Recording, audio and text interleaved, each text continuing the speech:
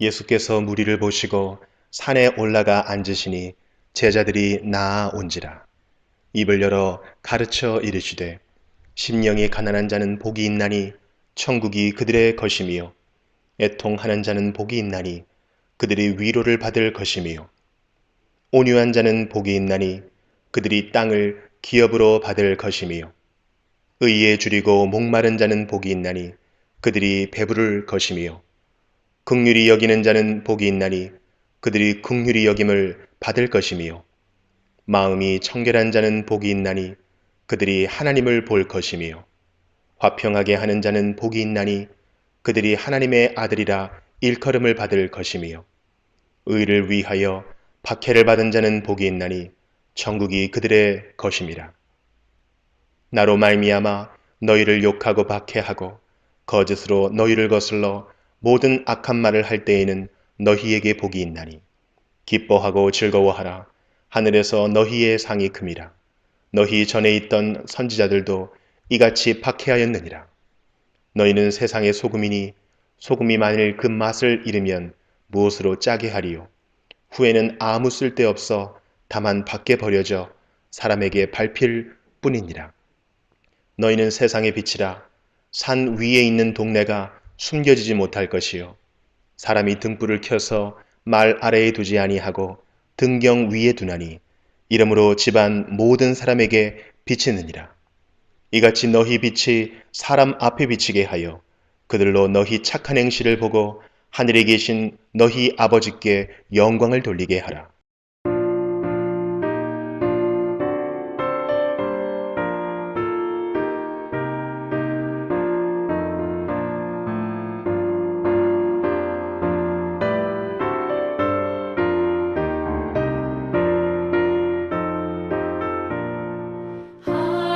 하나님의 크신 사랑 하늘에서 내리사 우리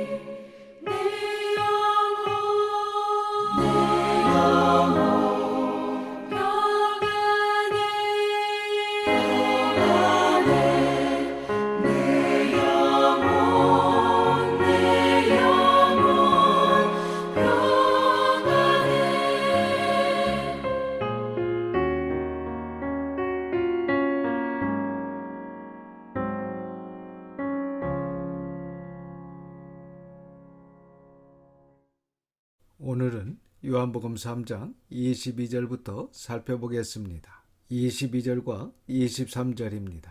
그 후에 예수께서 제자들과 유대 땅으로 가서 거기 함께 유하시며 세례를 베푸시더라. 요한도 살렘 가까운 에논에서 세례를 베푸니 거기 물이 많음이라. 그러므로 사람들이 와서 세례를 받더라.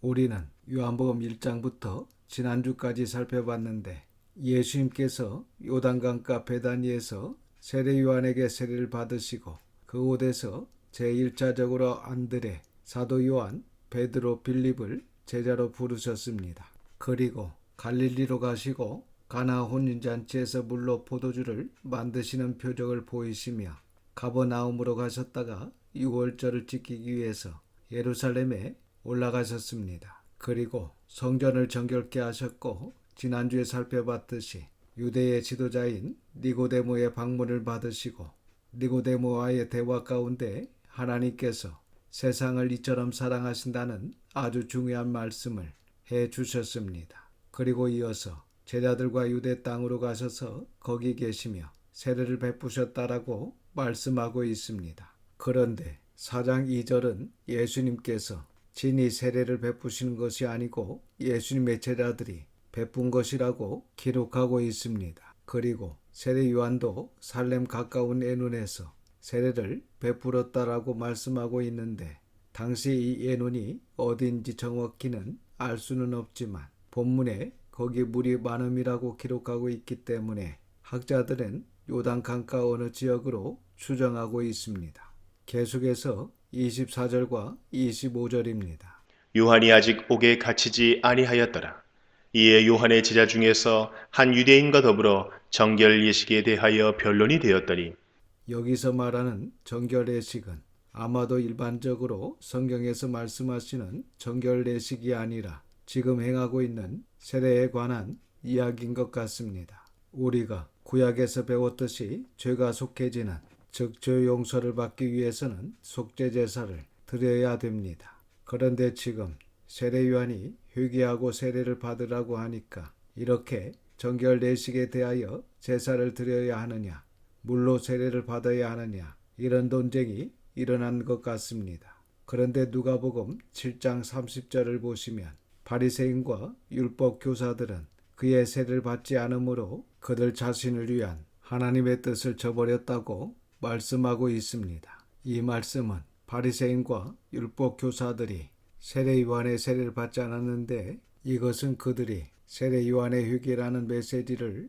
받아들이지 않았다는 것입니다. 그러니까 실제로 하나님께서는 정말 그들을 사랑하셔서 돌아오라고 그렇게 말씀하시는 것이었는데 그 하나님의 뜻을 저버렸다라고 말씀하고 있습니다. 그래서 동물로 속죄 제사를 드리는 것은 진정한 죄사함이 아니라 그것은 모형이요 그림자이며 지금 세례 요한의 유치민과 같이 또한 예수님께서 앞에서 니고데모에게 말씀하신 것과 같이 물과 성령으로 거듭나는 즉 진정한 회개와 함께 예수 그리스도를 구주로 영접하고 믿어 세례를 받을 때 죄 용서와 함께 하나님의 자녀로 하나님의 백성으로 하나님 나라에 갈 수 있는 것입니다. 이 부분에 대해서는 히브리서를 공부할 때 우리가 더 자세히 살펴보게 될 것입니다. 26절과 27절입니다.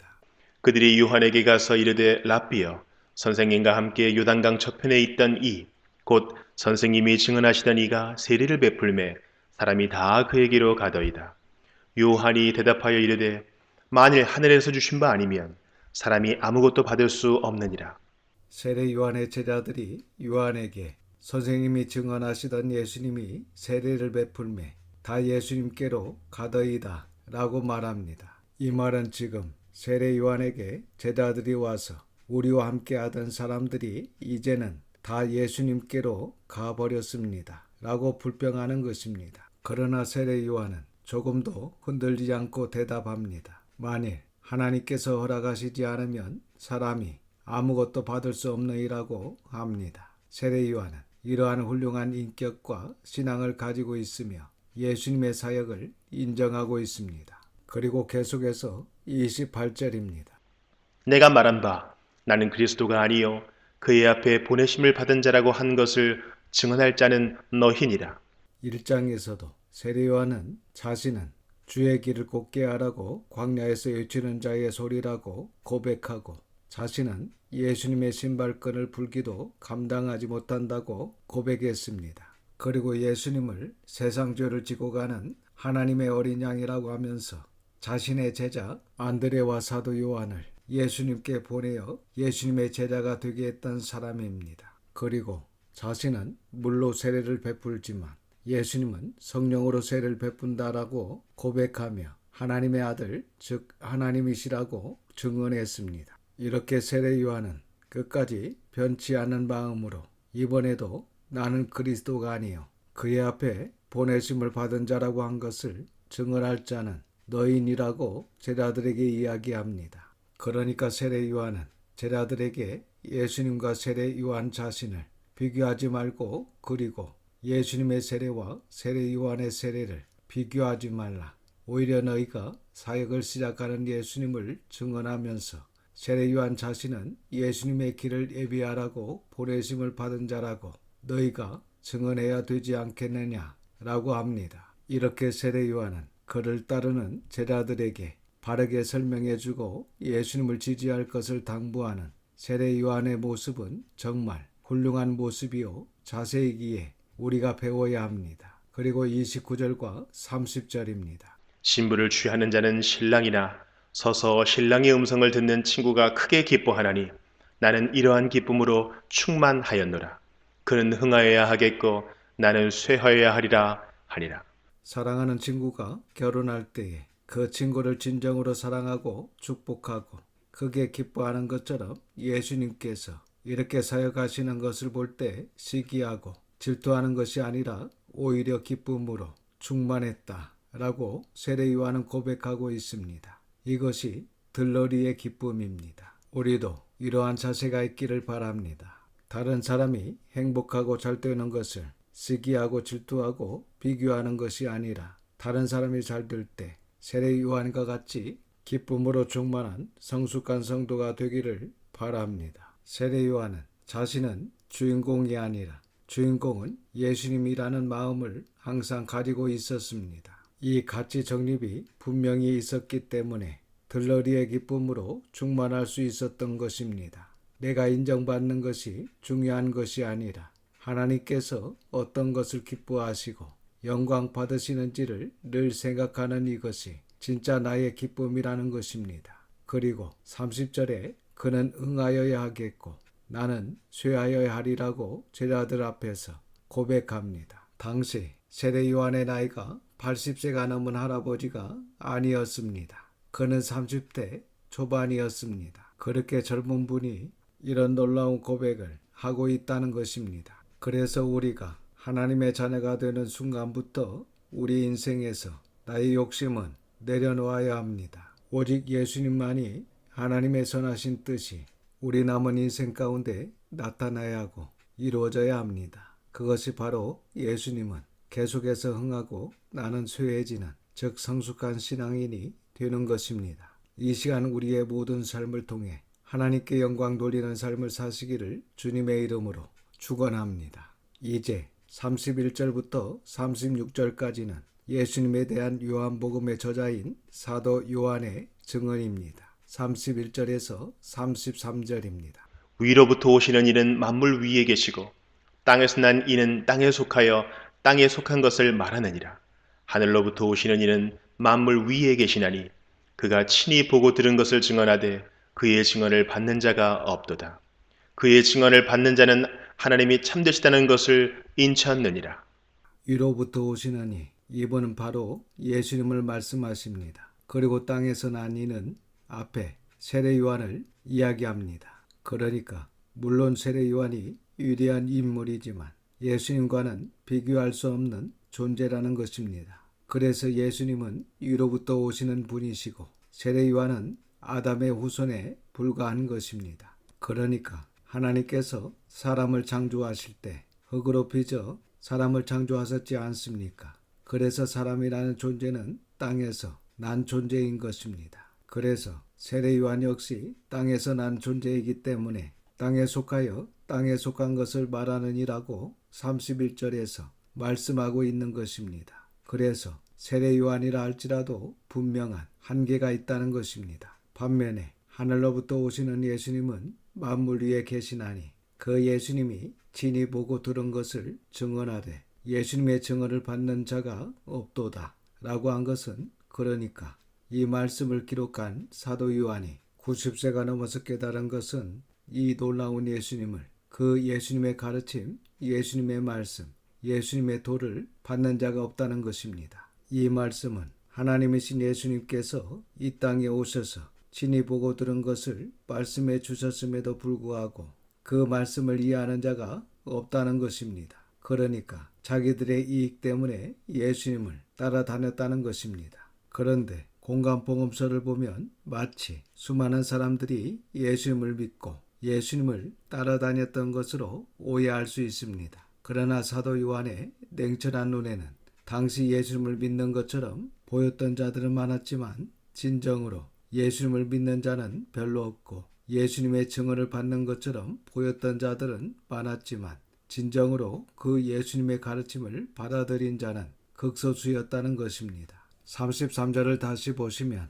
그의 증언을 받는 자는 하나님이 잠드시다는 것을 인천너희라고 하십니다. 그래서 우리가 진정으로 우리의 심령 가운데 예수님의 도를 받아들이고 예수님의 가르침을 받았다면, 그리고 그 말씀을 정직하게 이해했다면 우리에게도 이러한 고백, 즉 하나님은 잠드시다, 하나님은 모든 것이 옳으시다 라는 고백이 나와야 한다는 것입니다. 그런데 하나님은 이해할 수 없는 분이시다 라든지 아니면 왜 하나님께서 그렇게 하실까 라는 의문이 있다면 아직까지 하나님을 이해하지 못하고 있다는 것이고, 성경을 원만하게 이해하고 잊지 못하고 있는 것이라 할 수 있습니다. 하나님은 모든 것이 옳으시다. 우리가 예수님의 증언을 받았다면 우리도 하나님이 잠드시다, 하나님은 모든 것이 옳다, 하나님께서 말씀하시는 것이 다 옳고 우리에게 하라고 하시는 말씀이나 하지 말라고 하시는 말씀, 이 모든 것이 다 옳다고 고백해야 한다는 것입니다. 여러분, 여러 가지 문제와 어려움과 시험이 닥쳐온다 할지라도 하나님은 잠드시다, 하나님이 하시는 모든 것이 옳습니다 라고 믿고 고백할 수 있는 우리의 신앙이 되시기를 바랍니다. 34절입니다. 하나님이 보내신 이는 하나님의 말씀을 하나니 이는 하나님이 성령을 한량없이 주심이니라. 본문에 하나님이 보내시는 이는 1차적으로는 예수님이시고 2차적으로는 주님의 말씀을 전하는 주의 종들이라고 적용할 수 있습니다. 그리고 하나님이 보내시는 이는 하나님의 말씀을 한다는 이것이 결정적인 특징입니다. 그러니까 하나님께서 보내시는 자는 사람의 말이나 세상 이야기나 아니면 자기 지식을 이야기하는 것이 아니고 반드시 하나님의 말씀을 한다는 것입니다. 그렇다면 하나님의 말씀이 뭡니까? 웨스트민스터 교리를 보면 하나님의 말씀은 신구약 성경이다 이렇게 가르치고 있는데, 이것이야말로 개혁교회의 신앙 고백입니다. 그러니까 하나님의 말씀은 기도를 해서 떠오르는 생각이나 나의 소원이 이상화되어서 나타나는 그러한 생각이 아니고, 하나님의 말씀은 신구약 성경입니다. 그래서 정말 하나님이 보내신 종이라면 신구약 성경을 가르치고 그 말씀을 지켜 행하도록 가르쳐야 합니다. 그리고 34절 중반절을 계속해서 보시면 이는 하나님이 성령을 한량없이 주심이니라고 하십니다. 그러니까 하나님의 말씀을 전하고 가르치는 자에게 하나님께서 성령을 한량없이 충만하게 주신다는 말씀입니다. 그래서 오늘날 은사주의자들이나 신비주의자들이 말하는 것처럼 성령 충만을 받으면 마치 점쟁이가 점치고 예언하듯이 앞니를 예언하는 것이 아니라 하나님의 말씀을 정직하게 전하게 되어 있다는 것입니다. 다른 의미 없는 것들이나 허탄한 것들을 하는 것이 아니라 하나님의 말씀을 성실하게 준비해서 바르게 증거하는 것이 성령 충만한 것임을 명확하게 말씀해 주고 있습니다. 그렇다면 먼저 하나님의 말씀에 대한 우리의 자세입니다. 우리는 하나님의 말씀을 어떻게 대하고 있습니까? 우리는 하나님의 말씀인 성경을 어떻게 생각합니까? 날마다 하나님의 말씀을 읽고 성경 공부하는 것이 귀찮고 부담스러운가요? 이 시간 우리 자신을 점검해 봐야 할 것입니다. 여러분, 하나님의 말씀을 정확히 알아야 하나님의 뜻을 알게 되고 하나님의 뜻을 위한 삶을 살 수 있습니다. 그럴 때 하나님께서 기뻐하시고 우리도 감사의 삶을 살 수 있습니다. 이것이 성령 충만한 삶입니다. 35절과 36절입니다. 아버지께서 아들을 사랑하사 만물을 다 그의 손에 주셨으니 아들을 믿는 자에게는 영생이 있고 아들에게 순종하지 아니하는 자는 영생을 보지 못하고 도리어 하나님의 진노가 그 위에 머물러 있느니라. 이처럼 세상에는 헤아릴 수 없는 많은 사람들이 살고 있지만 두 종류로 나눌 수가 있습니다. 하나는 예수님을 믿어 영생을 얻는 자, 또 하나는 예수님을 믿지 않아 진노를 받는 자입니다.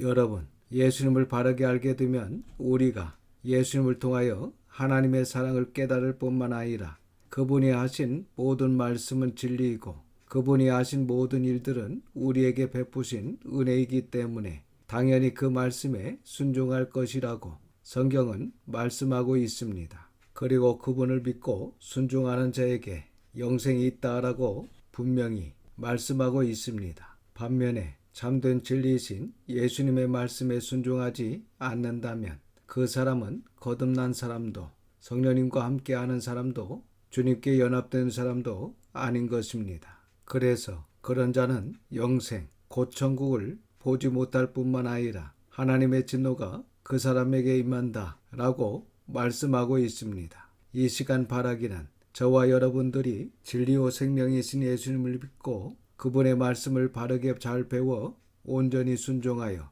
진정한 구원으로 영생에 이를 수 있기를 주님의 이름으로 소망하며 축원합니다. 기도하겠습니다. 아버지 하나님, 하나님의 거룩하신 이름을 찬양합니다. 오늘도 하나님의 귀한 말씀을 듣게 하시고 깨닫는 마음을 주셔서 감사를 드립니다. 저희의 삶에 여러 가지 문제와 어려움, 시험이 닥쳐온다 할지라도 하나님은 참되시며 하나님께서 하시는 모든 것이 옳습니다 라고 믿고 고백할 수 있는 저희의 신앙이 되기를 소망합니다. 진리이신 예수님을 믿고 순종하여 온전한 구원으로 영생에 다 이룰 수 있도록 은혜를 내려 주시옵소서. 이번 한 주간도 하나님의 선한 손에 도우심으로 승리하게 하심을 믿고 감사드리며 우리 구주 예수님의 이름으로 기도드립니다. 아멘.